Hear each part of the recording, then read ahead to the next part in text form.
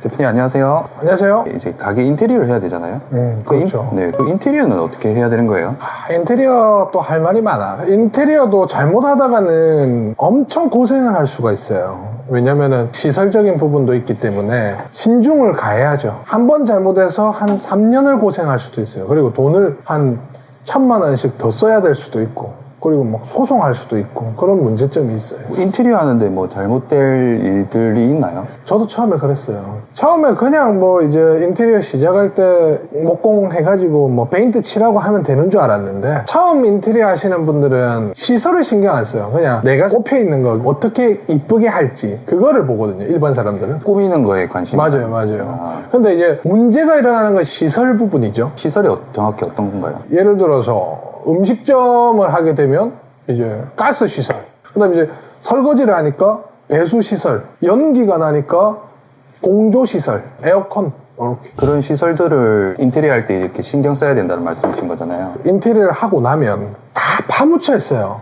배수는 밑에 파묻혀 있고, 에어컨은 천장에 탁 매립돼 있고, 덕트도 뭐 위쪽에 이제 매립시키는 경우도 있고, 그게 이제 관이나 그리고 뭐 조금 문제가 생길 수도 있어요. 파묻혀 있어가지고 잘 안 보인다 하셨는데 어떤 문제들이 있나요? 예를 들어서 이제 가스 같은 경우는 파묻혀 있지는 않는데 이제 바깥에서 뚫어서 들어와요. 가스도 이제 LPG가 있고 LNG가 있는데, LNG는 이제 그 도시가스예요. 도시가스 경우는 이제 건물에 가스를 들어오게끔 하는데 그냥 연결만 시키면 돼요. 근데 LPG 같은 경우는 이제 바깥에 가스통을 해가지고 충전하는 방식이거든요. 그래서 LPG랑 LNG랑 할 때 그 시공공사에 대한 법이 있어요. 그거에 맞춰서 또 연결을 해야 되는데, 사실 가스 같은 경우는 문제가 생기더라도 조금 수월해요. 그리고 제일 중요한 게 배수. 보통 이제 주방에 들어가면은 홀이랑 한 계단 이렇게 딱 올라가는 그런 주방이 습식 주방인데, 그 한 20cm 정도 안에 배관이 다 깔려 있어요. 바닥이요? 네, 맨 처음에 바닥을 깔고 거기에 이제 배관을 연결시키고 거기 이제 사몰에 넣고 처리를 해가지고 마지막에 타일을 넣는데, 그 타일에 물을 쏘아도 그게 물이 밑으로 이렇게 스며들면서 마르고 이렇게 한단 말이죠. 근데 배관이 터지거나, 그리고 이 조적이라는 것을 쌓았을 때 방수 처리를 해요. 근데 방수 처리를 잘못했다. 네.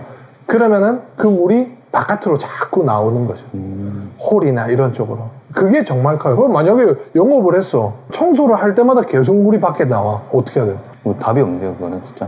답은 있지. 다 까면 되지. 다시 다 풀어 헤쳐가지고 한 2, 3천만 원 또 들어요. 영업도 영업대로 못하고. 그러니까 이게 잘못 한번 해버리면 이 엄청난 특히 방수, 그거는 진짜 신중해야 돼요. 방수할 때는 계속 가봐야 돼요. 그거를 이제 개인이 확인을 해야 된다는 건가요? 일단 제일 좋은 건 공사할 때 직접 눈으로 보는 게 제일 중요하고, 좀 안정적인 방법은 있어요. 그게 어떤 거죠? 이게 잘 모르는 건데, 이 하자 보증 증서라는 게 있어요. 이게 뭐냐면, 사실 인테리어 업자분들이 아무리 잘 하시더라도 이 뭐 방수 같은 부분은 세월이 지나거나 바깥의 도로 상황에 따라서도 충격이 가해져서 깨지는 경우가 있어요. 그럴 경우에는 과실이 과연 어디에 있느냐. 그리고 인테리어 업자한테 시공이 다 하고 돈을 다 줬어. 근데 이제 물이 새. 물이 새요. 인테리어 사장님 2-3번 와. 깨작깨작 해줘.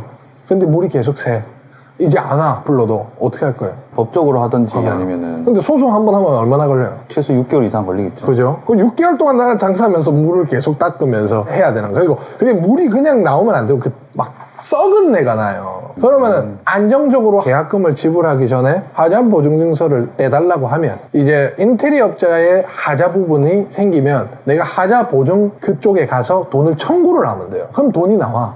그럼 그 돈으로 다시 하면 돼요. 이거를 잘 몰라요. 그 하자 보증 증서를 무조건 요청해야겠네요. 안 해주면 다른 데 찾으세요. 아, 해주는 업체로 이제 선정을 하면 되는 거네요. 근데 하자 보증 증서 하면 수수료가 그렇게 안 비싸.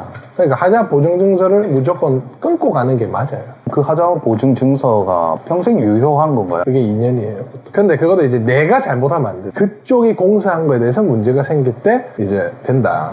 이거죠. 그러면 공조는 어떻게 해야 돼요? 공조 같은 경우도 이게 덕트, 덕트는 공기를 빨아들인다 생각하는데 그 공기 안에 전부 다 기름이 있거든요. 덕트는 이제 관과 간이 연결시켜서 잘라서 붙여요. 곡선을 꼬우면 관을 연결할 때 흠이 많단 말이에요. 덕트는 100% 기름이 새요. 잡을 수가 없어. 어느 누구를 데리고 와도 아무리 실리콘을 쳐도. 그리고 이제 덕트에 마력이 있어요. 그 마력수도 잘 맞춰야 되고. 그리고 또 생각을 못하는 게 마력을 많이 빨아들여서 나가면 그만큼 또 들어와야 되는 공기가 필요해요. 안 그러면 이제 문이 안 열린다거나 그런 경우가 있어요. 까다로워요. 전문가들도 무슨 음식점을 하는지, 연기가 얼마나 나오는지, 어느 정도 매출이 많이 발생하는지에 따라 하는 압력이나 마력이 몰라요. 전문가들도 뭐 한 2마력이면 됩니다 하는데 매출이 한 5천 6천 나와. 그럼 2마력으로 절대 안 되거든요. 평균적으로 이제 문제가 좀 없다고 하면 보통 한 3마력을 다세요. 3마력도 뭐 좀 저소음을 달면 되는데 그것도 이제 3마력이 답이 아니고 토출구까지 관이 길면 길수록 빨아당기는 마력이 세야 돼. 보통 동력팬을 바깥에 달거든요. 빨아들이는 곳이랑 동력팬의 길이가 짧은데 3마력을 넣으면 소음이 엄청나게 세. 그때는 또 2.5마력을 넣어야 돼. 근데 보통 한 거리를 한 8m, 9m 정도 했을 때 3마력을 써가지고 하면 소음과 이런 것들이 가능. 꿀팁은 뭐냐면 3마력이 너무 세게 빨아들이잖아요. 그러면 이제 레버를 설치해달라는데 그러면 이제 매출이 적을 땐 많이 닫고 매출이 많을 땐 다 열고 그러면 소리도 이제 다르니까. 꿀팁이죠. 이건 현재 그 공조하는 사람들도 잘 몰라요. 제가 들었을 때도 일반 개인이 이런 걸 다 알아서 하기 쉽지 않을 것 같은데. 저는 이제 하도 대여봤으니까 돈을 또 물려줘봤어. 그러니까 이게 내가 스스로 공부가 된 거라. 핵심은 이거라. 덕트가 있고 거기서 배출구까지의 관의 생김새. 최대한 직선이 많아요. 그리고 이 외기를 그냥 바깥에 내는 것도 나중에 민원이 엄청 걸려. 근데 옥상으로 올리면 돈이 많이 들죠. 왜냐면 메다당 들어가니까. 메다를 얼마나 최소한으로 하고 민원이 안 걸리는 토출구를 선정하느냐.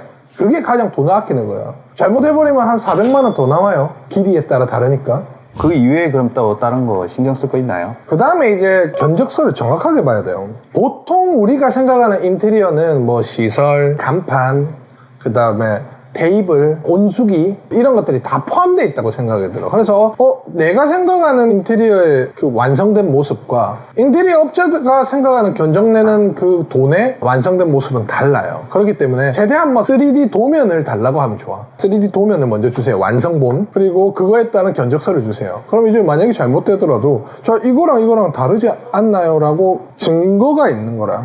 그죠? 그리고 내가 그 명세서 안에 온수기가 들어가 있는지 간판이 들어가 있는지 그 다음에 의탁자가 있는지 이런 것들도 다 봐야 돼요.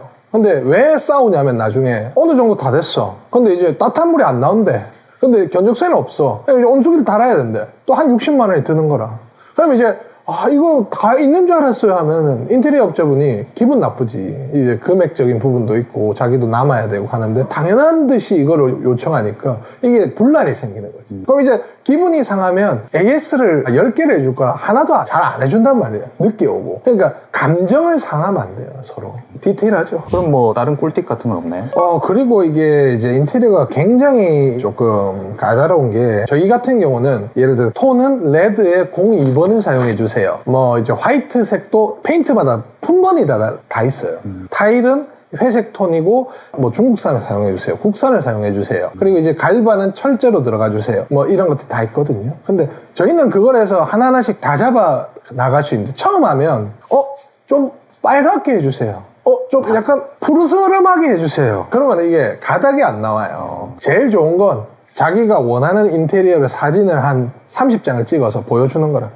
저는 홀은 이런 식으로 하고 싶습니다. 그럼 이제 걔네가 이제 시방서를 다 줘요. 시방서라는 게 전기 인면도, 콘센트는 어디다 설치를 하고 조명은 어디다 설치를 할 것이냐, 배수도 뭐 이런 걸 다 줘요. 원래 다 받아요. 그것들을 보면서 자기가 콘센트 위치도 다 정해야 돼. 그러니까 주방 동선도 다 정해야 돼, 자기가. 그래야 콘센트를 이렇게 꼽을 때도 있잖아요. 그러면은 멀티탭을 사용 안 해도 된단 말이에요. 깔끔한 주방이 형성이 되죠. 그러면 그렇게 인테리어를 다 했다 치고 이후에 또 신경 써야 될 게 있나요? 이제 주방기구, 주방집기가 제일 중요하죠.